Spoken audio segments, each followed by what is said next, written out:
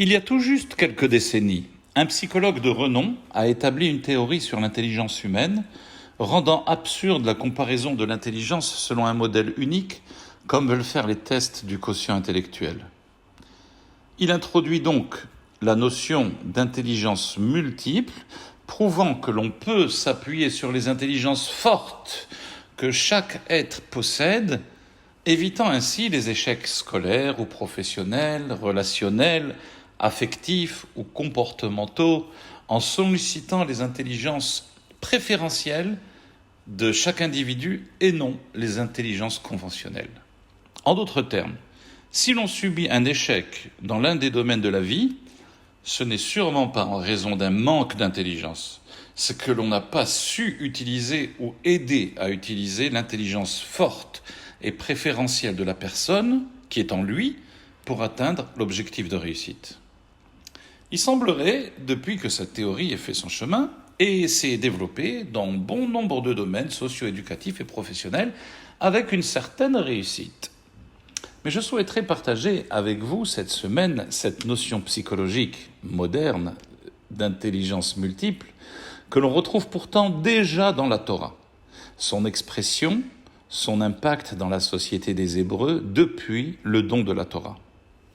Mais une brève introduction est nécessaire auparavant. La Torah évoque plusieurs termes correspondant à l'intelligence, mais sous des formes différentes, qui, comme nous le verrons, appellent à exercer des fonctions différentes en rapport avec la forme d'intelligence que nous développons. Il y a le Chacham, bien connu, l'intelligent par excellence avec sa vivacité de compréhension. Mais il y a le Navon. Le Navon, c'est l'intelligence sagace, le clairvoyant, le perspicace. Il en existe bien d'autres, mais nous nous limiterons au Chacham et au Navon évoqués au début de notre paracha lorsque Moshe cherchait à nommer des juges pour alléger le poids de cette fonction qu'il assumait tout seul jusque-là. Moshe dit la chose suivante. Echa esa levadi torhachem umasaachem verivchem. Comment supporterai-je seul votre labeur et vos contestations? Havu lachem anashim chachamim unvonim viduim leshiftechem. Choisissez parmi vous, dans vos tribus, des hommes chachamim, sages, intelligents, et des nevonim, des perspicaces, sachant tirer les leçons de chaque événement. Et Rashi, sur place, explique la différence entre chachamim et nevonim par une métaphore. Celle du philosophe non-juif, Arius, qui demanda un jour à Rabbi Yossi quelle est la différence entre un chacham et un avon. Rabbi Yossi répondit ceci. Le chacham est comparé à un riche agent de change qui exécute les opérations financières qui se présentent à lui. Et lorsqu'il n'y a pas de client, peu importe, il reste inactif.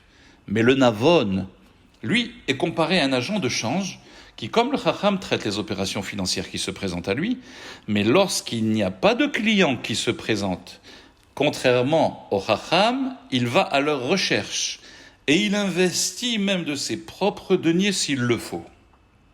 Ainsi, le chacham est celui qui comprend très vite, absorbe la connaissance à grande vitesse, mais ça s'arrête là. Alors que le navon présente un avantage. Il déduit des réflexions exactes à partir de ce qu'il a compris. Il va chercher le client. Mevin davar mitor davar. Il comprend une chose dans une autre chose. Il est surprenant de constater que Rashi explique déjà bien plus tôt dans le livre de Shemot, à la paracha de Kitissa, ces notions de Chacham et Navon. À quel moment? C'est lorsque Dieu dit à Moshe qu'il a choisi pour les travaux du Mishkan, du sanctuaire, Betzalel, comme architecte en chef des travaux. Ce Mishkan qui fut la résidence divine dans le désert. Et il lui dit la chose suivante. Re'e karati beshem Betzalel ben Uri ben Hur le Matei Yehuda va'amale oto ruach Elokim bechochma uvidvuna uvda'at ufchol melacha. Vois, j'ai nommé Betzalel, etc., que j'ai inspiré du souffle divin de chochma et de dvuna, de sagesse et de compréhension. Là déjà, Rashi donne la définition de chochma et de dvuna, ces deux formes d'intelligence, mais sans apporter du tout de métaphore, comme l'illustration qu'il rapporte avec les deux sortes d'agents de change dans notre paracha de Devarim, et dit directement ce qu'est un chacham. Un chacham, il dit, c'est cette personne qui est dotée d'une intelligence vivace, qui lui permet d'apprendre très vite ce qu'on lui enseigne. Mais le navon, lui, a une intelligence différente. Il comprend ce qui n'est pas explicite de l'enseignement qu'il a reçu, il induit la compréhension à partir de ce qui n'a pas été dit par son intelligence, et il est Mevin Davar Mitor Davar. Il déduit à partir de ce qu'il connaît. Il en ressort que Rashi, à 2 reprises dans le Chumash, explique ces 2 formes d'intelligence.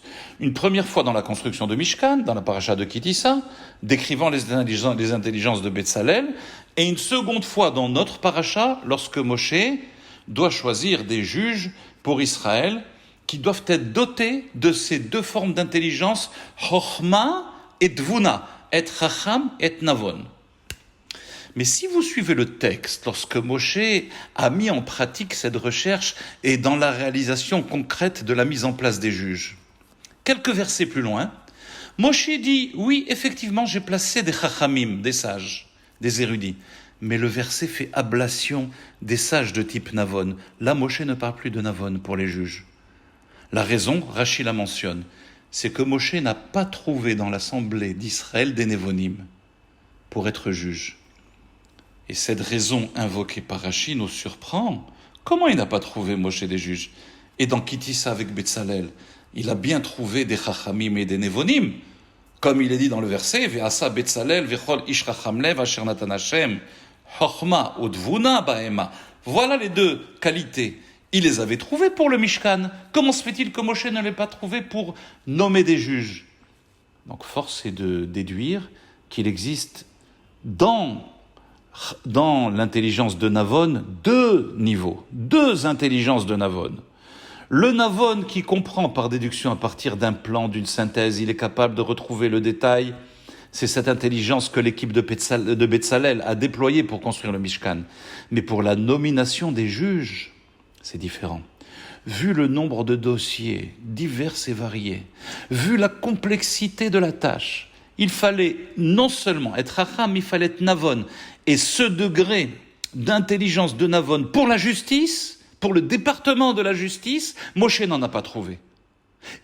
Dieu a trouvé Betsalel pour le département de la construction, l'architecture du Mishkan, mais pas pour le département de la justice. Et donc, pourquoi? Parce que être Navon, c'est innover. Innover dans le Mishkan, c'est pas bien compliqué. Une fois qu'on a la Chochma, on a la Dvuna, on sait ce que Dieu veut, il peut comprendre ce que Dieu veut à partir d'un plan. Mais innover dans la justice, c'est très compliqué. Ce type de Navon, Moshe n'a pas trouvé. C'est pourquoi le verset occulte le terme de Névonim dans le choix des juges pour faire allusion à cette capacité de jugement que l'on ne peut atteindre. Néanmoins, il y avait des Névonim, mais du degré de Betsalel, pas au-delà. Pour le Mishkan, Betsalel et son équipe avaient la capacité de déduire sur la base des grandes lignes annoncées par Dieu, mais pour la justice, c'est bien plus complexe. D'être un Navon, d'innover dans la justice sans risque de faire des erreurs, c'est pour l'instant inatteignable. On peut être Chacham, mais pas Navon. Et Moshe n'a pas trouvé de Névonim pour la justice. Cette forme d'intelligence appliquée à la justice Navon que Moshe n'a pas trouvée se développera dans Israël dans les temps messianiques seulement. Ce à quoi fait allusion le Maïmonide lorsqu'il rappelle dans les lois qui concernent la venue messianique qu'à la venue du Mashiach, la connaissance et l'intelligence s'élargiront et se multiplieront pour comprendre le divin, source infinie de l'intelligence, ce que nous souhaitons très vite en ce Shabbat Chazon, Shabbat Shalom.